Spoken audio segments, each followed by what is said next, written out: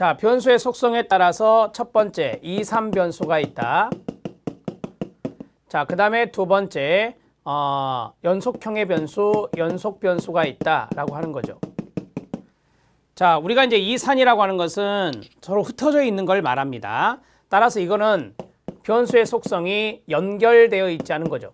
연결되어 있지 않은 거고, 여기는 변수의 속성이 연결되어 있다면 연속형의 변수라고 말할 수 있습니다. 2, 3변수는 다시 두 가지로 우리가 쭉 이제 수준에 따라서 나누었을 때 명목 변수, 그 다음에 서열 변수, 그 다음에 여기 두 가지는요, 연속형의 변수 두 가지는 등간 변수, 그 다음에 비율 변수가 있다, 이렇게 말할 수 있어요. 측정 수준에 따라 나눈 거죠, 이거. 여기 아래로 갈수록 측정 수준이 높습니다. 측정 수준이 높다, 이렇게 정리할 수 있습니다. 자, 이렇게 외우시면 돼요. 명, 서, 등, 비, 이렇게 정리하시기 바랍니다. 아래로 갈수록 수준이 높다, 이렇게 정리하시기 바랍니다. 자, 그 다음에 우리가 이제 수준이 아래로 갈수록 높으니까 명목을 서열로 나타내거나 서열을 등간으로 나타낸다. 그러니까 수준이 낮은 변수를 수준이 높은 변수로 나타내기는 어렵습니다. 수준이 높은 것을 낮은 것으로 나타낼 수가 있겠죠. 자, 우리가 이제 간단하게 보면 명, 자, 이것보다 수준이 높은 것이 서, 이것보다 수준이 높은 것이 등, 이것보다 수준이 높은 것이 비, 이렇게 말할 수 있는데 수준이 낮은 것을 수준 높은 것으로 나타내기가 어렵다라고 했고요. 수준이 높은 것을 수준이 낮은 것으로 나타낼 수가 있습니다. 자, 예를 하나 들어보면 성별이란 게 있습니다.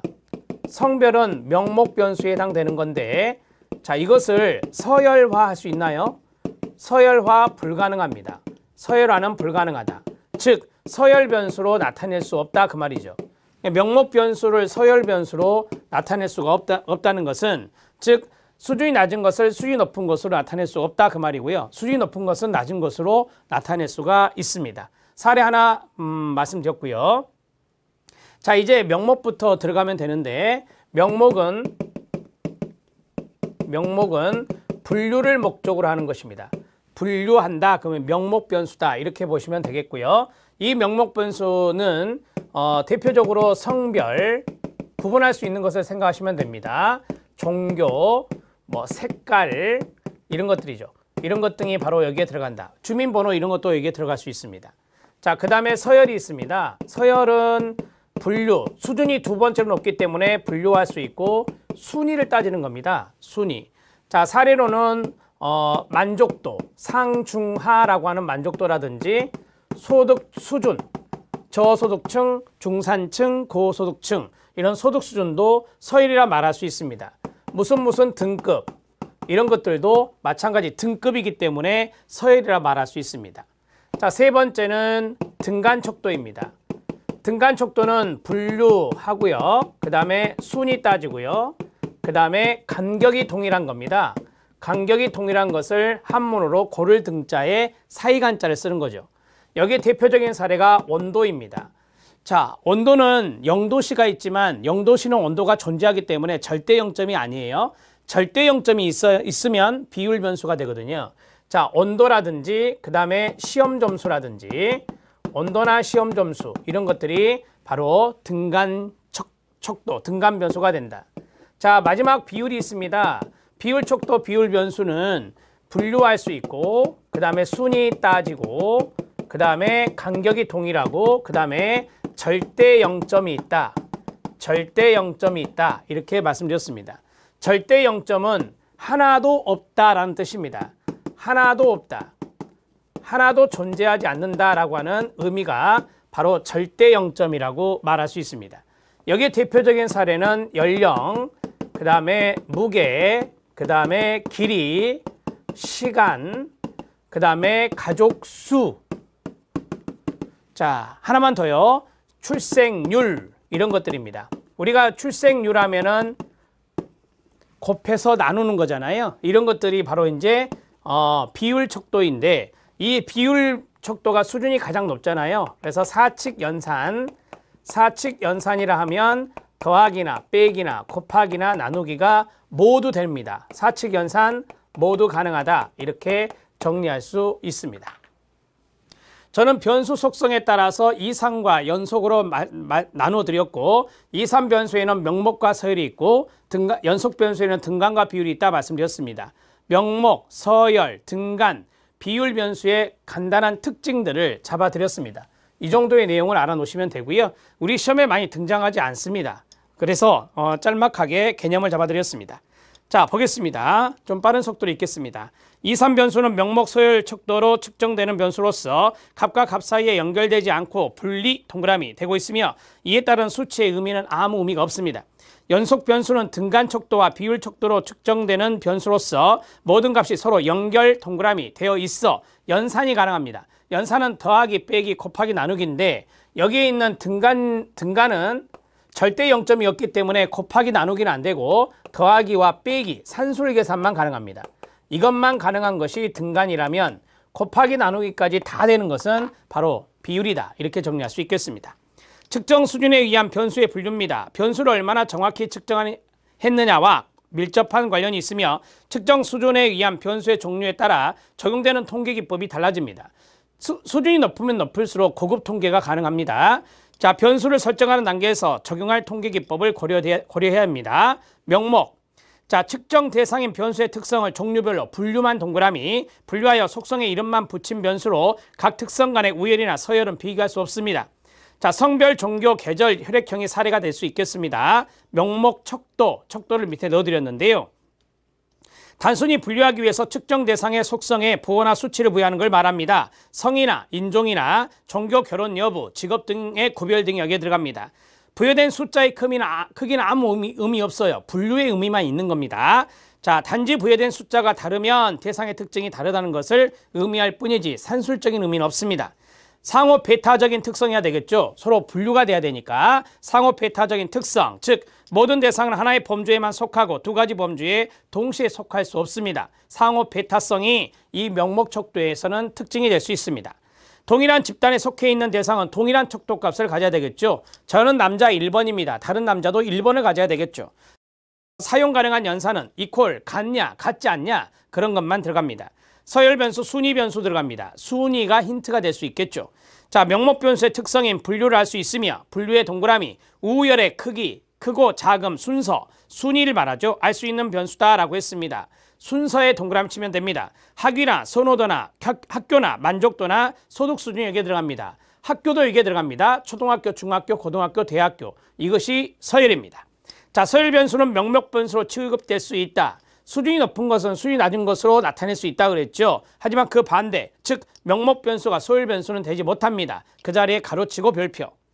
서열 척도 들어갑니다. 밑에 측정 대상을 그 속성에 따른 분류뿐만 아니라 서열이나 순위도 매길 수 있도록 수치를 부여하는 것이지만 순위의 동그라미, 서열 간의 동일한 간격이나 절대량을 지적하지는 못합니다. 동일한 간격은 등간이고 절대량을 알 수 있는 것은 절대 0점인 비율 척도이기 때문입니다.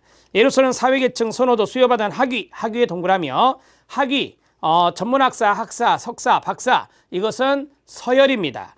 자, 학위, 변화에 대한 평가, 상, 중, 하 이런 것들에게 들어갈 수 있겠죠. 서비스 효율성 평가, 상, 중, 하 이런 것들에게 들어갈 수 있습니다. 측정 대상 간의 가로, 대, 소, 고, 저, 전후, 상하 등 가로 닫고 이런 게 나오면 서열입니다. 서열 간의 간격이 동일하지 않고 절대량 크기 나타나지 않는다 했고 사용 가능한 연산은 이퀄이거나 이퀄이 않거나 왜요? 분류할 수 있는 명목을 포함하고 있기 때문에 그 다음에 부등호가 들어가겠죠. 부등호가 바로 서열이니까요. 자, 등간 변수 들어갑니다.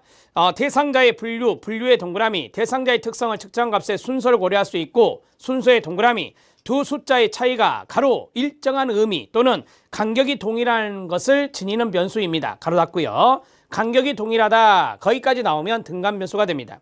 등간 변수의 사례는 온도, 지능지수, 시험점수, 학년 등이 있는데 온도와 시험점수 정도만 기억하시죠. 등간 변수는 서열이나 명목 변수로 사용될 수 있지만 그 반대는 안 됩니다. 수준이 높은 것은 수준 낮은 것으로 나타낼 수 있지만 명목을 등간으로, 서열을 등간으로 못 나타냅니다.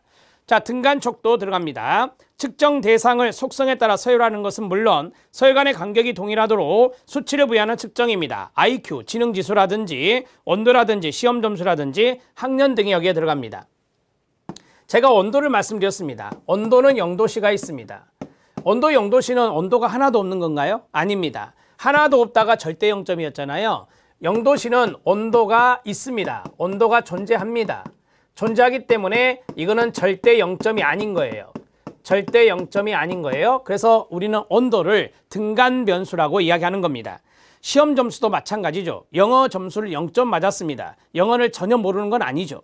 따라서 우리가 0점이나 0도시나 이런 것들은 바로 절대 0점이 아니기 때문에 시험 점수와 온도는 등간 변수에 들어가는 겁니다. 자, 그 다음에 2번 들어갑니다. 절대 0점이 존재하지 않기 때문에 곱하기 나누기 같은 비율 계산은 사용할 수 없고요. 더하기 빼기, 간격이 똑같기 때문에 더하거나 빼는 것까지는 가능합니다. 자, 비율 변수 들어갑니다. 명목, 서열, 등간 변수의 속성을 모두 지니는 변수이며 측정 수준이 가장 높다 했습니다. 가장 높은 게 비율 변수입니다. 절대 0점이 존재하는 변수입니다. 절대 0점, 절대 0점, 이미 0점이란 말이 이제 시험에 출제될 수도 있는데요. 만약에 이미 0점이란 말이 나왔다. 이미의 0점이란 말이 나왔다. 그러면 이건 뭘까요? 네, 이건 등간 변수입니다. 등간 변수는 임의의 0점, 이런 것들을 임의의 0점이라 하는 거예요. 그러면 절대 0점이 나오면 무슨 변수? 비율 변수다. 이렇게 정리할 수 있겠죠. 이건 팁입니다. 자, 그 다음에 밑에 박스 사례 들어갑니다. 소득, 몸무게, 신장, 빈곤율, 사망률, 가족수, 연령 이런 것들이 비율 변수에 들어간다. 0원, 소득이 하나도 없는 겁니다. 0kg, 무게가 없는 거예요. 0cm, 길이가 없는 거예요. 빈곤율 0%, 그 다음에 사망률 0%, 가족수 0명, 그 다음에 연령 0세 이런 것들이 바로 하나도 없다라고 하는 절대 0점이 존재하는 겁니다. 자, 비율 척도입니다. 측정 대상의 속성의 절대적 0점, 절대 0점을 가진 척도를 가지고 수치를 부여하는 것을 말하며 가감, 승제, 즉 사칙 연산을 말하죠. 이게 가능합니다. 연령, 무게, 키, 수입, 출생률, 사망률, 이혼율, 가족수 등이 여기에 들어갑니다. 율자로 끝나면 비율 변수, 비율 척도입니다. 0이 실제적 의미를 갖고 있기에 이 말은 0의 의미가 있다라고 하는 거예요. 하나도 없다라고 하는 0의 의미가 있다라고 하는 거죠. 그래서 모든 산술적 조작이 가능하고 측정값 사이의 비율 계산이 가능하여 사용 가능한 연산은 다 됩니다. 이퀄이 아닌 거 부등호, 그 다음에 더하기 빼기 곱하기 나누기까지 다 되는 것입니다. 그래서 비율 척도, 비율 변수가 수준이 가장 높다라고 보시면 됩니다. 자, 밑에 정리는 도표로 정리해 드렸는데 쭉 보시면 됩니다. 이 내용을 말씀드렸습니다. 자, 2번 측정에 대해서 보겠습니다. 자, 여기 측정은 측정 도구가 이제 주로 나오게 됩니다. 먼저 워밍업을 해보겠습니다. 자, 측정이라는 것은 우리가 추상적인 개념을 측정하기 위해서 설문지를 만들어요. 이 설문지를 측정 도구라고 하죠. 이 측정 도구를 가지고 우리가 수치나 기호를 부여하게 되잖아요. 그러한 것들이 바로 측정한다라고 이야기하는 겁니다. 측정이란 추상적인 개념을 끊어요. 경험적으로 검증하기 위한 작업으로 경험적인 특성들에 의해 규칙에 의거해서 숫자나 기호를 부여하는 과정을 말합니다. 측정의 개념이었습니다. 측정의 가장 중요한 요소는 규칙이죠. 규칙에 따라서 우리가 거기에 대해서 측정해 내는 것이니까 이러한 규칙은 숫자나 기호들을 어떻게 부여할 것인지에 관한 기준을 제시하는 게 규칙이라 말할 수 있습니다. 1번 측정의 개념 정도만 아시면 됩니다. 1번 별표. 척도 지수의 작성 과정이 있습니다. 우리가 이제 쉽게 말씀드리면 척도, 측정 도구 이퀄 척도라고 하거든요. 그러면 이거를 작성할 때 그냥 막 만드는 게 아니에요. 먼저 개념, 이론적인 개념을 살펴봐야 됩니다. 그 다음에 변수를 작성해야 됩니다. 자, 변수가 작성되면 여기에서 지표가 나옵니다. 지표가 나오고 여기에서 지수, 그 다음에 척도. 우리가 이 척도를 뭐라 했죠? 앞에 측정 도구라고 했어요. 측정 도구 이퀄 척도입니다. 이러한 순서대로 거기 나온 대로 척도 지수의 작성 과정이 있다라고 보시면 됩니다. 우리는 지능검사라고 하는 것을, 웩슬러 지능검사라고 하는 것을 심리측정 및 평가에서 배우는데 웩슬러 지능검사 성인용 네 번째 판 또는 아동용 네 번째 판에 보면 언어 이해 지표라고 하는 것이 있습니다. 언어 이해 지표 안에는 많은 것들이 있습니다. 그러면 언어 이해 지표가 있고 그 밑에 많은 것들이 있는데 그것들을 지수, 그 다음에 하나하나를 측정하는 것을 척도라고 말할 수 있어요. 그래서 여기서 기억해야 될 것은 지표하고 지수가 있다. 그러면 어떤 것이 큰 개념이다? 이게 위쪽에 있으니까 이게 큰 개념이 되는 거예요. 이렇게 정리하시면 됩니다. 요거 하나 정리하시고요. 자, 그러면 거기 박스 안에 이론적 개념, 개념의 동그라미, 경험적 변수, 변수의 동그라미, 경험적 지표, 지표의 동그라미, 지수, 척도, 지수, 척도 한꺼번에 동그라미. 자, 이렇게 필터링 같이 이렇게 하나 좁혀 나가는 거죠. 좁혀 나가서 우리가 나중에 측정 도구를 만들어내는 겁니다. 1번, 문제에 관한 속성을 인지하고 이것을 표현하는 이론적 개념을 형성한다. 이론적 개념 형성한다. 가로 묶어주세요.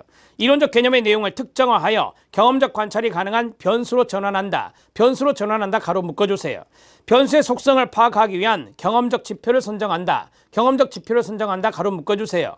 선정된 지표를 활용하여 가로 지수와 척도를 사용한다. 가로 닫고요. 그래서 이 순서대로 기역, 니은, 디귿, 리을 이렇게 나오면 여러분들이 척도 지수의 작성 과정을 순서대로 맞춰내면 됩니다. 머릿속에 두 단어씩 기억하세요. 첫 번째 개념, 두 번째 변수, 세 번째가 지표, 네 번째는 지수 또는 척도입니다.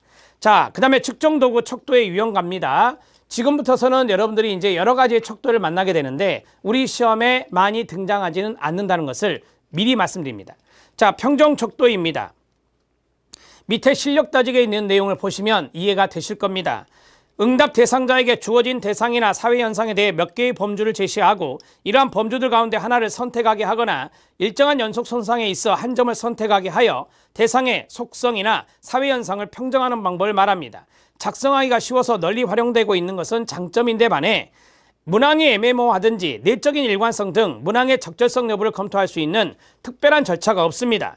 응답의 신뢰성의 확보가 어렵다는 단점이 있습니다.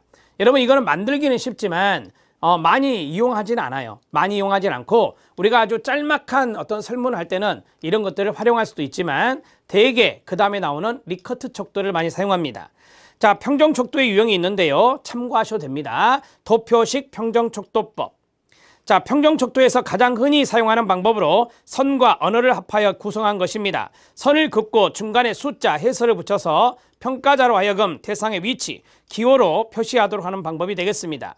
귀하가 거주하는 지역 사회복지관의 직원들은 얼마나 친절하십니까? 라고 했는데요. 이렇게 선이 있고 그 다음에 기호를 선과 언어를 합해가지고 만든 겁니다. 도표식 평정 척도법이었습니다. 범주입니다.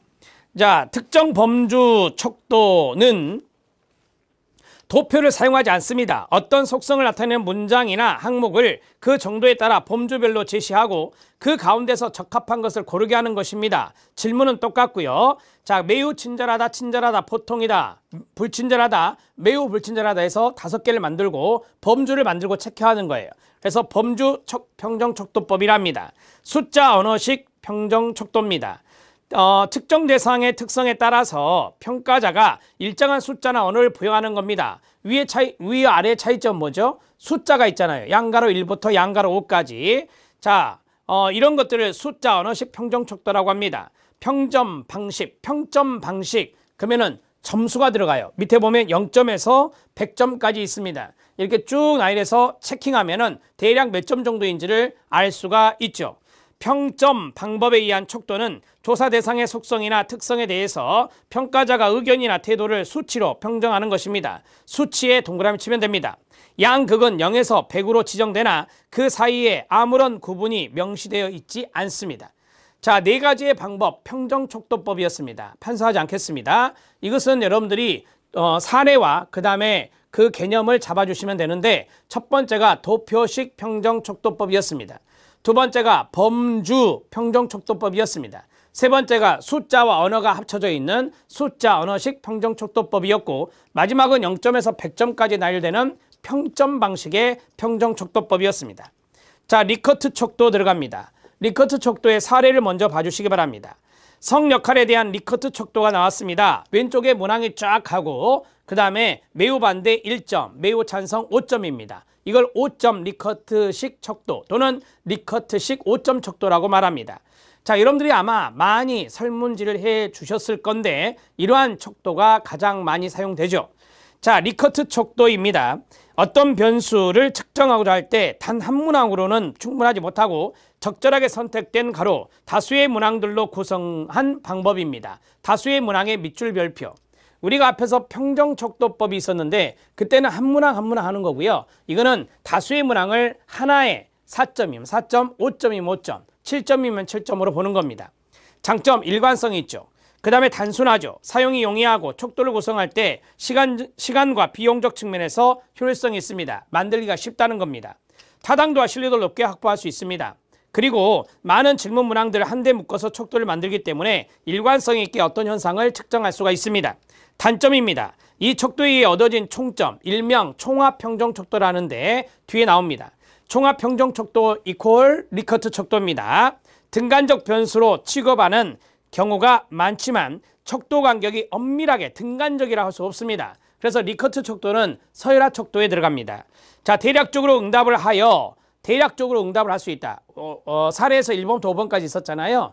뭐 2번 같기도 하고 3번 같기도 하고 3번 보통이다. 이런 식으로 대략적으로 응답하는 경우가 있다는 거죠. 그래서 응답자의 응답 의도나 응답 내용의 일치성 결여 이러한 것들이 단점이 될 수 있다라고 하는 거죠.